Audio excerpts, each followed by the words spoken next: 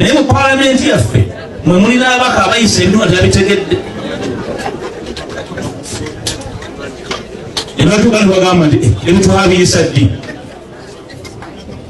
Mugamba abantu abagala obukulembeze bafuluma amabala gawo kunywa omwenge okutamiira, bave ku njaga, bave ku mmiini nga Kabaka bwe yabagamba.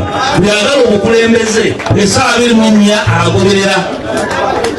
Essaawa 24 tosobola kukulembera banno oyagala kukyusa ggwanga. Otwagala okujja ku buyinza tagenda mu bbaala tanywade wayini. Abala boogera tomanyi kye balidde oba kye banywedde.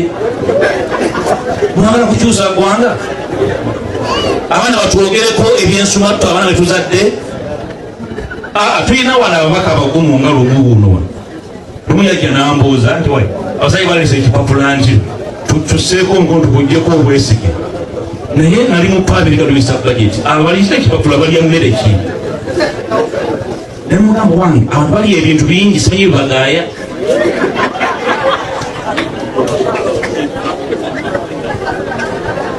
Muglowe Kayondo nawe n'abuuza ababaka nti banna mwabadde ki? Ssegola n'anyiiga nnyo n'abaliisa abeewaabwe.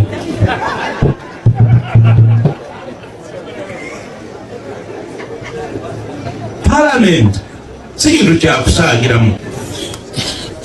Tutambule ffenna, tutambule tujja kumalako. Etukenneesa emmeeme bingi tujja kwogera olulala nga nzize mityana.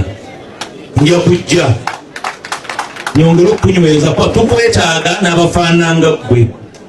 Omulundi ogujja abantu ba Buganda timunoga buli kyengedde munoga mumala kunyigako olumu byengera musana nga temulimu muki